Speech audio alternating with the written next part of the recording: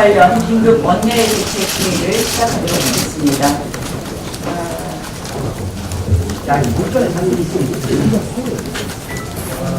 어제 문재인 대통령이 김현철, 박영선, 기인영 후보자 인사청문 경과보고서 재선고를 국회의를 청했습니다. 김현철 후보자는 여러 번 말씀드린 것처럼 하나남 혁신 사건에 대한 의견, 사망자 혁신 사건에 대한 의견, 또 사드 제재에 대한 의견, 또 대북 제재에 대한 의견에 비춰보면 지금 대통령께서 걱정하시는 한미 동맹의 인도의 틀을 뗄 수 있는 그런 후보입니다. 그래서 마땅히 사퇴시켜야 됩니다. 특히 지금과 같이 북한 문제로 인해서 한미 간의 이견이 있을 때 김현철 후보를 그대로 강행하겠다는 것은 대통령께서는 한미 동맹을 파탄시키겠다라는 의사로밖에 일처하지 않습니다. 당연히 사퇴시켜야 됩니다. 박영선 후보의 경우에는 여러 가지 거짓말 의혹이 있습니다. 또 여러 가지 의혹에 대해서 묵묵부답하고 있습니다. 지금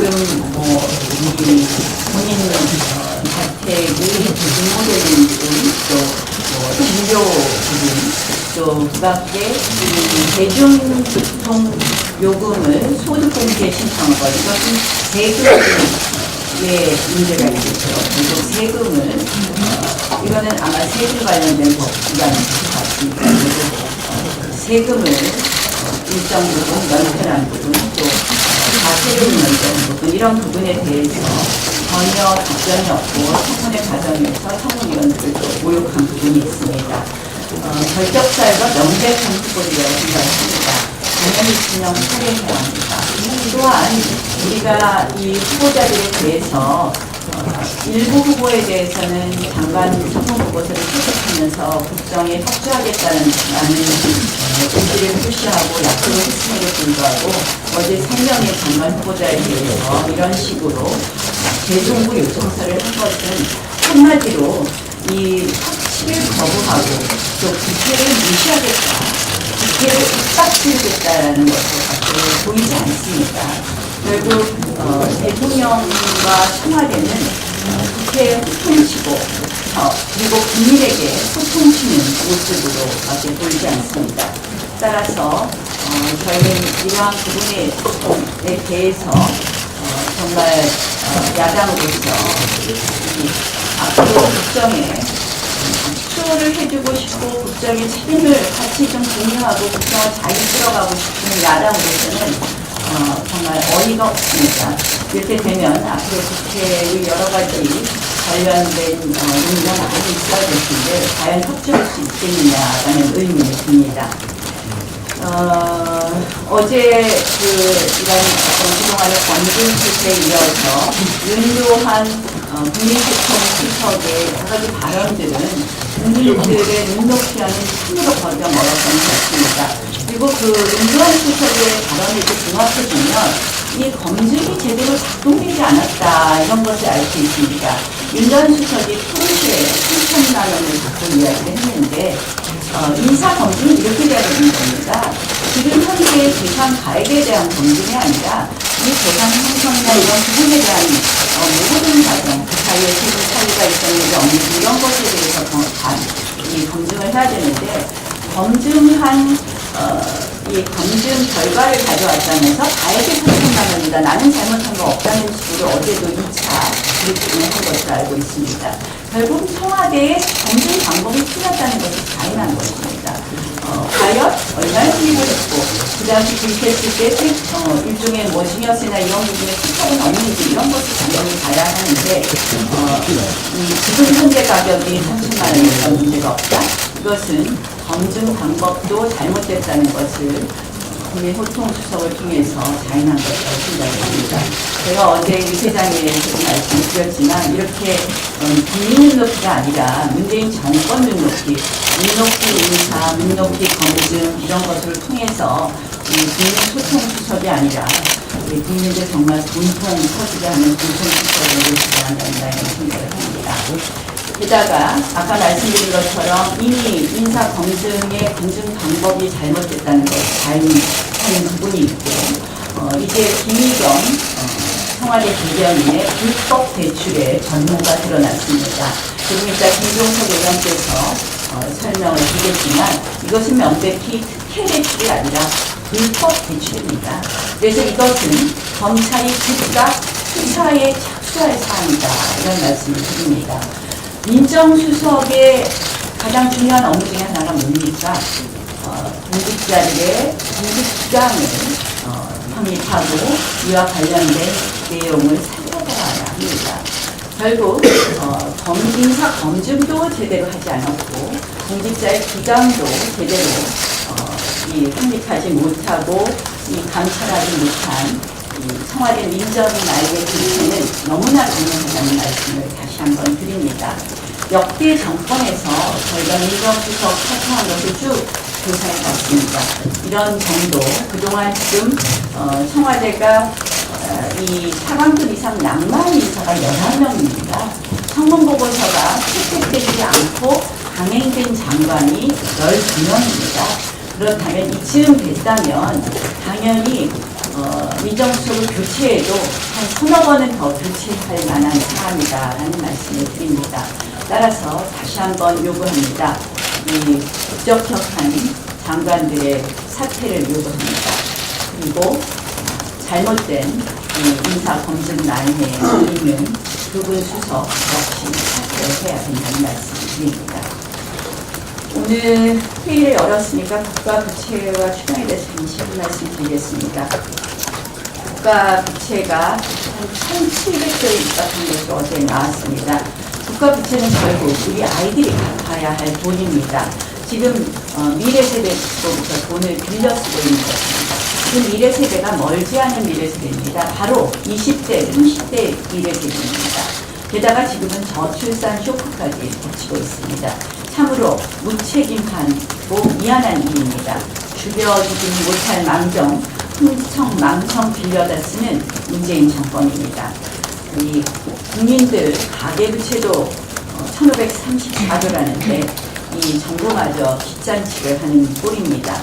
그런데 문재인 정권이 또다시 세금 잔치를 할 궁리를 하고 있습니다. 바로 문재인 정권 들어서 세 번째 이루어지는 추경입니다.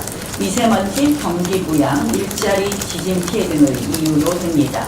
지진 피해는 우리가 이미 특별법을 발의했습니다. 그리고 미세먼지에 대해서는 또 예비비, 재난 예비비 1조 8천억 중에서 먼저 쓰자고 이야기했습니다. 그런데 이러한 것을 핑계로 삼아서 한마디로 총선용 추경을 지금 하고 있는 것입니다. 일단 쓰고 보자는 이 철없는 재정 운용, 돈 풀어서 여름 관리하겠다고 하는 이런 추경에 대해서 저희는 엄격하게 검증하고 따져보겠습니다. 이 선심용 추경 절대로 받아들일 수 없다는 말씀을 다시 한번 드립니다. 이 지금 한미 동맹이 무너지고 있는데 전작권 환수 속도를 내고 있습니다. 이 여러 가지 연합 훈련도 모두 종료되었습니다. 한미 군사동맹의 기본 뼈대가 내려앉고 있는 상황입니다. 이 전작권 한치보다 더 시급한 과제가 한미동맹 강화, 한미 양국 간의 신뢰 회복이라는 말씀을 드리면서 이 속도 서두르는 것에 대한 깊은 우려를 표시합니다. 오늘은 김의겸 대변인의 불법 대출에 대해서 김종석 의원 먼저 설명을 좀 듣고 그 다음 진행하시면 되겠습니다.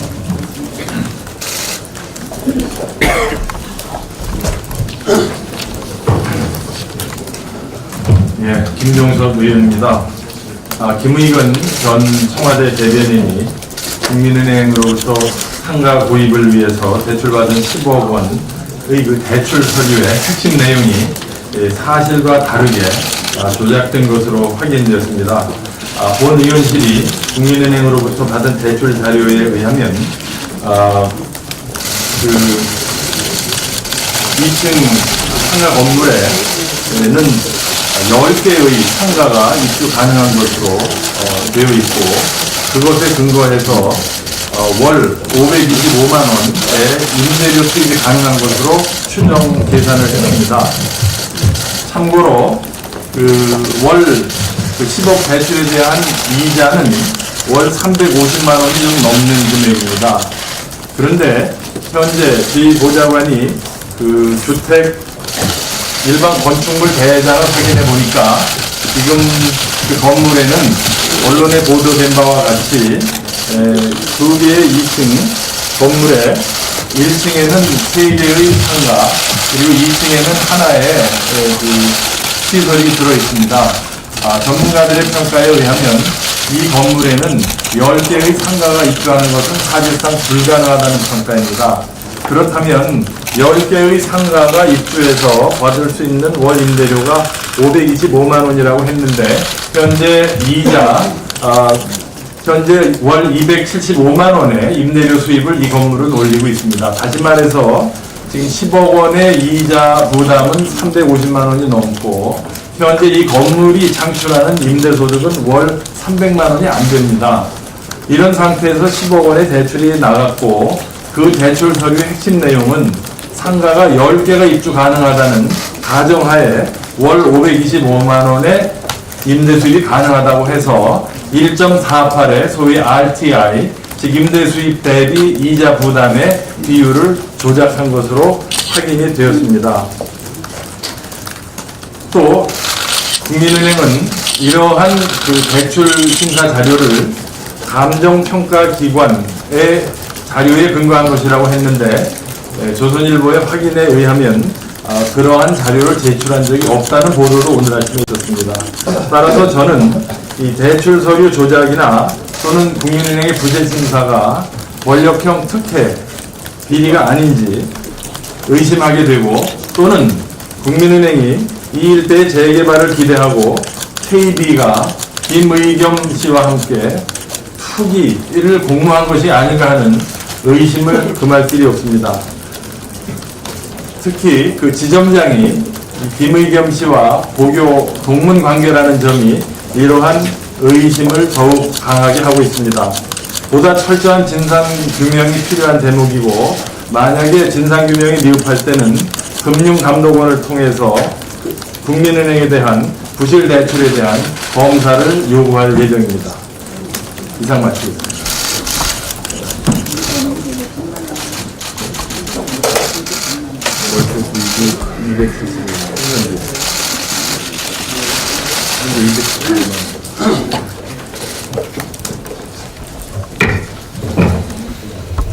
네, 국회 인사청문 제도가 도입된 이후에 이번 인사청문회처럼 이렇게 철저하게 인사청문 제도 자체가 유린된 적이 없었습니다.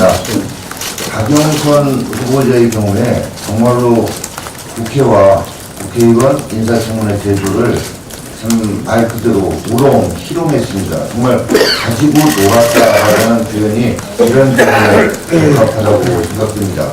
그런데 박영선 후보자가 이렇게 할 수 있었던 그 배경에 바로 문재인 대통령의 인식이 뒤에 있었다라고 이렇게 볼 수밖에 없습니다. 문재인 대통령이 박영선 김현철 후보자에 대해서 끝까지 임명을 강행하겠다 이런 것은 정말로 국회 국민 아랑곳하지 않고 나는 내 마음대로 하겠다. 그래 어떻게 할래? 이런 식의 정말 시정에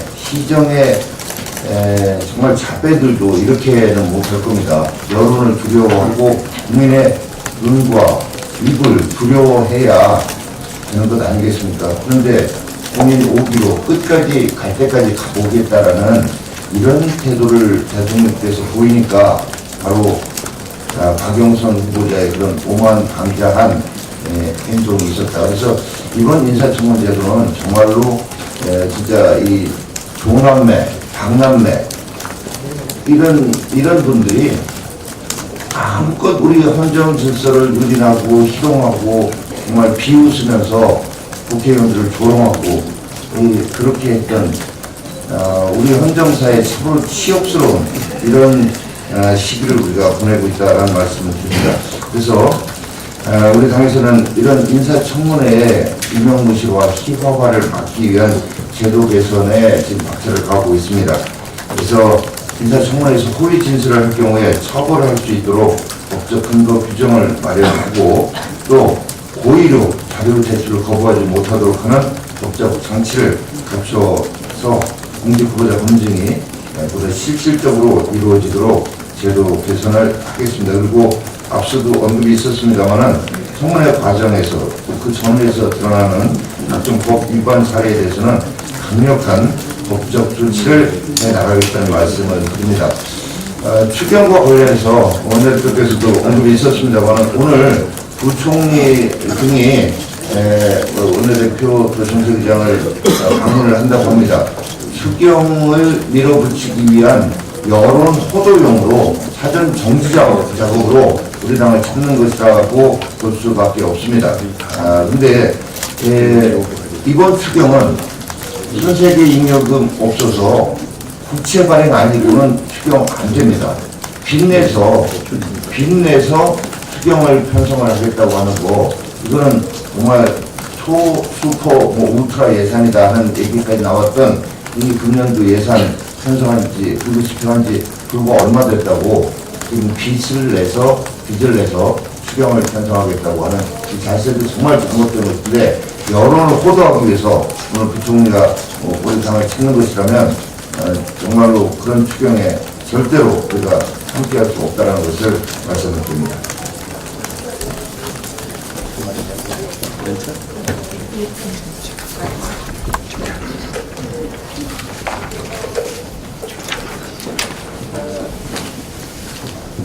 김현철 통일부장관 후보자에 대해서 국민의 시선이 아주 쌍합니다.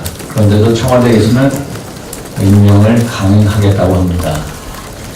내 뜻대로 나라를 다스리겠다는 국민에 대한 선전포고와 같습니다. 국민을 무시하고 또 우롱하는 처사입니다. 한마디로 청와대 인사검증 실패는 직무유기입니다.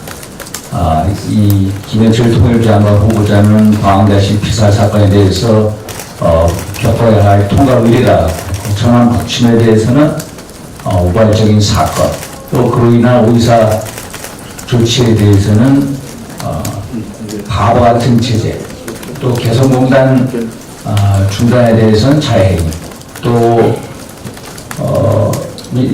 민주당 문재인 당대표와 군부대를 방문한 것을 보고는 군복 입고 쇼한다. 또 전직 민당 대표에 대해서는 좀비, 또 꺾어버린 껌, 씻가버린 껌, 이런 식으로 했던 사람입니다. 한마디로 자질과 품성에 문제가 있는 사람입니다.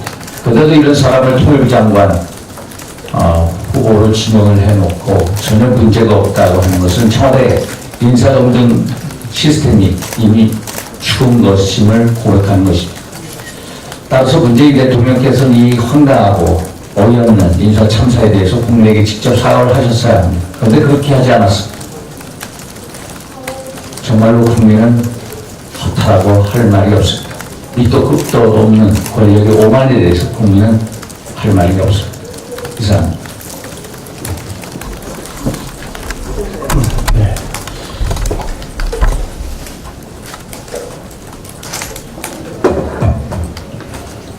박영선 중소벤처기업부 장관 후보자를 장관으로 임명하려고 강행하려고 하는가 봅니다. 지금까지 제기한 문제점, 지적된 문제점들이 수도 없이 많은데 이런 것들을 듣고 보고 그러면서 들리지도 보이지도 않는다 하는 것과 다름 아니라 생각됩니다. 자료를 지금까지 제출하지 않은 게 총 292건입니다. 박영선 후보자는 자기가 40번 청문회를 인사청문회를 하면서 받은 노하우로 자료를 우선 핵심적인 자료는 제출하지 않겠다. 더 이상 의혹이 파헤쳐지는 것을 막겠다. 이런 자세로 인사청문회에 임합니다. 어저께 이렇게 자료를 안 내길래 어저께는 구로구청에 우리 의원님들과 산중위 의원님들과 구로구청에 다녀왔습니다. 구로구청에서 불법 주정차를 39건 불법 주정차를 했는데 그 중에서 16건을 과태료 감면을 했습니다. 그래서 가텔에 가면 관련 자료를 제출하라고 저희들이 요구를 했더니 못 주겠다는 겁니다. 본인의 동의, 후보자의 동의가 없기 때문에 제출할 수 없다. 그래서 제가 구청장을 만나서 인사청문회법에 자료를 제출하게 돼 있는데 왜 안 했냐 하니까 개인정보법에 본인 동의 없이는 제출할 수 없어서 못한다는 얘기입니다. 우리가 인사청문회 법에 따라서 청문 계획을 채택할 때 청문위원들이 자료 요구를 할 때 그 자료 전체를 다 후보자의 동의를 받아서 이것은 된다, 이 자료는 안 된다라는 것을 거기에 적시하고 동의를 할 때는 좀 더 도장을 받아서 제출하라는 그런 뜻인 것 같은데요. 법을 오해를 해도 상당히 오해했다는 점을 지적하면서 조속히 제출하도록 촉구를 했습니다. 조속히 제출하지 않으면 부득이 법적 조치에 들어갈 수밖에 없다는 말씀을 드렸습니다. 또 거주지 관련 박영선 후보가 집이 4채인데요.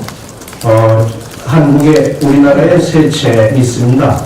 그래서 어디에 거주하는 건지 저희들이 여러 가지를 이렇게 확인을 해보니까 사실 연희동에 거주하면서 지역구의 오피스텔에 주소를 전부 다 가족들 주소를 다 옮겨놓은 거거든요.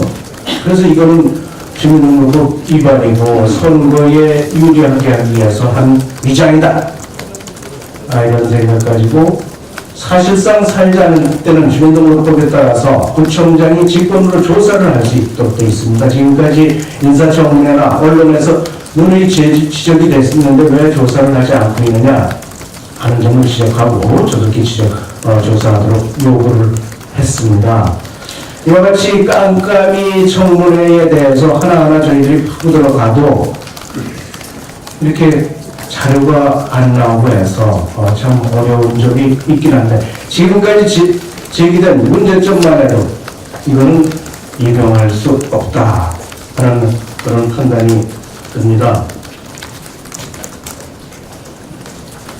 네, 그 옆에서 쪽지를 주셨는데 집이 4채라 그랬다고 3채는 소유, 1채는 전세 이걸 가르쳐 주시는 건데 집이 4채 쓰고 있으면 4채라고 그러는 거죠, 대개 우리가 집 4채 쓰고 있다. 그런데 그게 이제 소유가 3채, 1채는 전세 이렇게 이제 자세히 지역구에 있는 것이 오피스텔 전세입니다. 네, 어쨌든 이렇게 나와 있는 것만 해도 수없이 많고 또 지금도 저희들이 지적하고 있는 점에 대해서도 많이 지적을 하고 있는데 청문회 끝나고 나서도 많은 지적을 하는데 청문회 이전에는 우리가 언론을 통해서 지적을 하면 아주 득달같이 오히려 역공을 하면서 법적 조치하겠다, 가만두지 않겠다, 뭐 조그만 이런 자료 가지고 그렇게 하더니 이후에 저희들이 지적하는 문제에 대해서는 왜 묵묵부답인지 모르겠습니다. 다 인정하는 건지 모르겠는데 청와대에서는 이런 점을 다시 한번 재검토하시고 요청하시는 걸 철회하게 강력히 요구합니다. 이채익 의원. 네, 행정안전위원회 간사 이채익 의원입니다. 김의겸 대변인의 재개발 딱지 투자로 국민적 원성이 높아지자 사퇴했습니다만은 진영 행안부 장관 후보자도 이에 조금 더 뒤지지가 않는다. 저희들은 그렇게 생각합니다. 또한 어떻게 이렇게 문제투성의 후보자를 국회에 추천하고 또 청문 보고서를 그것도 충분히 일자가 있는데도 불구하고 이렇게 급박하고 또 국회를 압박하는지 참으로 분노하게 하는 좋습니다. 지금 진영 행정안전부 장관은 자격이 없는 것을 나이를 해보면 정말 차고도 넘칩니다. 첫째, 재개발 딱지 투자. 이 바로 자기 지역구 아닙니까? 6명이나 사람이 참사로 인해서 돌아가셨는데 거기에 재개발 딱지 투자로 2년 만에 16억 원대 개발 차익을 받았다. 본인은 지금 5억 1천만 원 현찰을 갖고 나머지는 대출 등을 통해서 이 총 26억 원대의 분양권을 취득했다. 이것도 정말 이번에 이슈가 우리 진영 장관의 조금 이슈가 좀 덜 조명이 됐는데 굉장히 문제가 있다. 또한 이러한 분양권을 받을 수 있는 것은 고급 정보를 받지 않고는 절대 저는 있을 수 없다고 생각합니다. 5억 들여서 30억 가까운 현찰 수익을 받는다면 누가 이 투자 안 하겠습니까? 이 부분도 문제를 지적하고 또한 분양받은 강남 고급 아파트 입주 1년 만에 또 17억 원대의 시세 차익을 받은 이 부분도 지적하지 않을 수 없습니다. 후보자의 배우자가 2002년에 서울 강남구 대치동에 동부 센트럴 프레빌 아파트를 8억 6,900만에 분양받았고 입주 1년 만에 시세가 26억으로 되어서 분양 4년 만에 17억 이상 시세 차익을 받았습니다. 그런데 이 부분은 지금 매물로 남아 있습니다. 또한 용산 재개발을 기업 관계자로부터 고액 후원과 용산 개발 의정 활동과 연관 의혹을 우리는 제기하지 않을 수 없습니다. 서울 드래곤시티 등을 개발 운영하는 용산 부동산 개발 업체인 더부 TND 대표로부터 세 차례 걸쳐서 1,490만 원 후원금을 받았고 용산 센트럴파크 페링턴 스퀘어 시공사의 효성건설 계열사를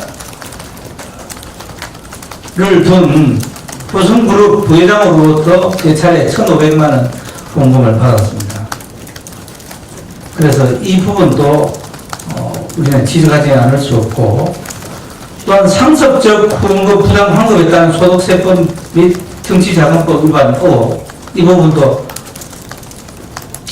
2013년도 보건복지부 인사청문회 당시에 대국민 약속을 의미했습니다. 상습적으로 이 후원금을 부당 공제받지 않겠다고 했는데도 불구하고 또 이번에 이 부당 환급에 따른 정치자금법 위반 혐의 이것도 좀 저희들은 지적을 할 수 있고 또 하나 장남재산 정려분 축소 신고고 장남의 재산 신고액은 총 3억 2,667만 원이고 2015년 이전 자이톤 부대 파견 근무 1,587만 원 2016년도 2018년도 급여 7,990만 원 2017년 신고된 급여의 1억 5천만 원 다 합쳐도 약 7천만 원의 차익이 발생합니다만은 이 부분은 2017년 정려신고한 1억 5천만 원이 정려세 최저 세율 10%를 맞추기 위해서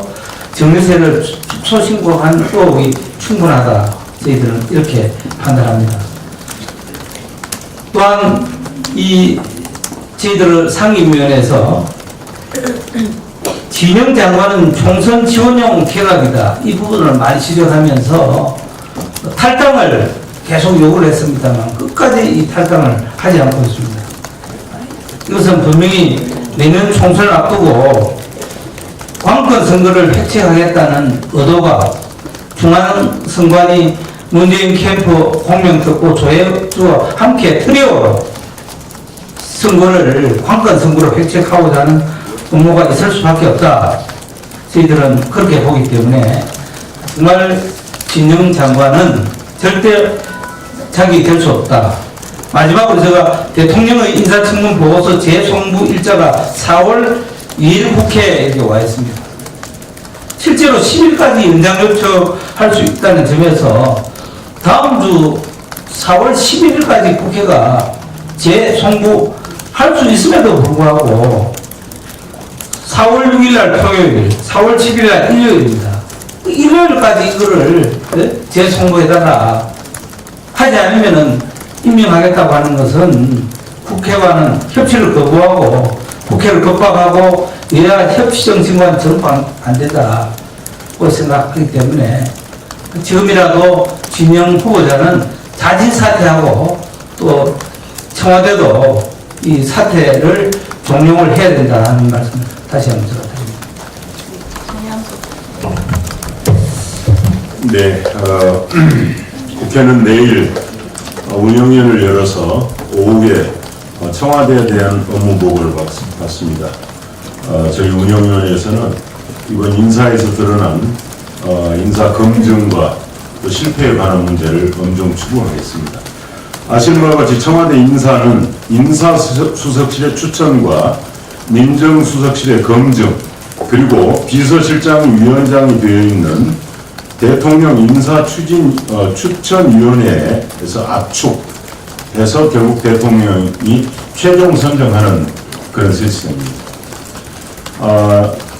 내일 청와대 업무보고에는 통상 관례를 들어서 이번 인사 검증의 실패의 책임을 지고 있는 민정수석이 참여하지 않는다고 연락을 받았습니다. 우리 국민들은 이번 두 분의 장관 후보자 낙마에 관해서 당연히 인사수석과 민정수석의 책임을 묻고 있습니다. 그러나 이 청와대는 두 수석에 대해서 책임을 묻지 않겠다고 했습니다. 그렇다고 한다면 당연히 국회에 나와서 왜 민정수석이 책임이 없는 것인지 국민 앞에 밝혀야 될 것으로 보입니다. 다시 한번 민정수석 꼭 출석할 것을 요청합니다. 민정수석의 검증은 제가 보기에 능력과 자질 검증이 아니라 코드 검증에만 몰두하고 있는 것 같습니다. 또 민정수석은 본인의 업무 제쳐두고 소위 검경 수사권 조정, 공수처 업무를 한다고 하고 있습니다. 이 업무 국회가 하겠습니다. 민정수석, 이런 장관 후보자, 공직 후보자에 대한 검증하지 않으려면 그 자리 사퇴하시는 게 좋다는 말씀드립니다. 박영선 후보자와 관련해서 많은 말씀이 계셨는데 한 말씀만 추가하겠습니다. 박영선 후보자를 보면서 이런 속담이 생각이 납니다. 뭐 묻은 개가 재 묻은 개 나무래는 격이라는 속담이 지금 생각이 납니다. 진영 후보자, 박영선 후보자는 다른 일반 국무위원 후보자와 다른 국회의원으로서 국무위원에 추천된 후보자들입니다. 어느 누구보다도 더 엄중한 잣대와 기준으로 청문회에 임해야 되는 분들이라고 저는 생각됩니다. 그런데 본인보다 결격서가 적었던 다른 후보자들은 사퇴했는데 국회의원이라는 이유로 사퇴도 하지 않고 임명이 강행된다고 한다면 우리 국민들은 박영선, 진영 의원이 몸담고 있는 이 국회가 과연 다른 후보자들을 청문회할 자격이 있느냐고 이렇게 저는 물을 거라고 생각이 됩니다. 박영선 후보, 본인이 몸담고 있는 국회의 권위를 생각해서라도 사퇴하시는 게 좋습니다. 그리고 청와대도 마찬가지입니다. 정말 박영선 후보를 임명 강행함으로써 이렇게 국민의 신뢰를, 국회에 대한 국민의 신뢰를 떨어뜨릴 목적이 아니라고 한다면, 국회를 패싱할 목적이 아니라고 한다면 사퇴시켜 주시길 바랍니다. 나간 김에 한 말씀만 더 드리겠습니다. 김현철 후보 말씀드립니다. 대표님께서 한미 동맹의 균열의 상징적 또 북한을 중시하는 통일부 장관으로서 위험성에 대해서 많이 말씀드렸는데 저는 딱 이거 하나만 제발 김현철로 상징되는 품격 이걸 감안해서 우리 외교 안보 격이 막말 수준의 김현철 격처럼 낮아지는 것, 이것만 우리 청와대가 제발 막아줬으면 좋겠다 하는 생각입니다. 영어 표현 미국에 썼던 건데 Everybody but 김영철, 김현철만 아니면 정말 어차피 외교안보 청와대가 다 할 거 아니겠습니까? 대북정책 청와대가 다 결정하지 않습니까? 장관들에게 무슨 정책 제한권이 있습니까? 그래서 친북이든 또 반미 성향이든 그건 청와대가 책임질 일이지만 이런 품격 없는 장관은 제발 막아주시기를 부탁드립니다. 우리 이만희 대변인 공직 후보자의 경우는 국회 인준의 대상이 아닐지라도 국회 인사청문회 판단을 존중하도록 하겠다. 누구 말씀이냐면 2012년도 대선 후보로 나오신 전 문재인 대통령님이 발언이십니다. 반쪽 정부를 고집하고 오히려 폭을 더 좁히는 거꾸로 가는 길이며 국민도 불행하고 정부도 불행해진다.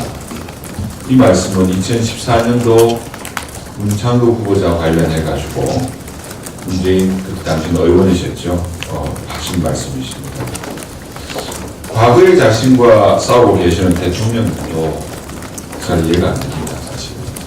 하지만 사태가 이 지경이 되도록 대통령 뒤에 숨어 계시는 우리 지금 조통령으로 불리시는 조국 민정수석님, 그리고 조남매 또는 조조라인의 한 분이라고 얘기하시는데 조인옥 인사수석도 사실은 이해할 수가 없습니다.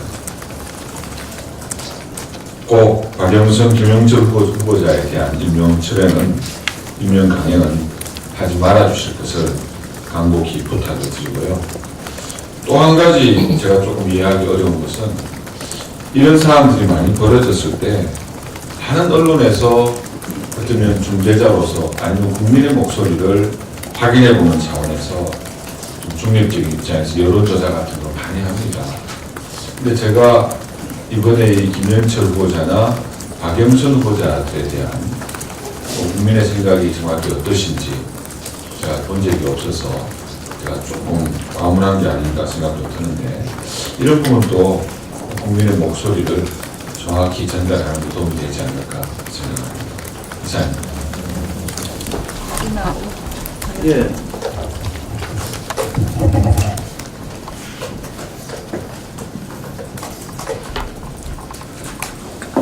예, 강유상 의원입니다. 경남 창원 성산과 토성 공영 고성지역 국회의원을 뽑는 4.3 국회의원 보궐선거가 오늘 실시가 됩니다. 저는 그동안 이번 선거 과정을 보도하는 언론의 보도 태도를 유심히 지켜봐 왔습니다.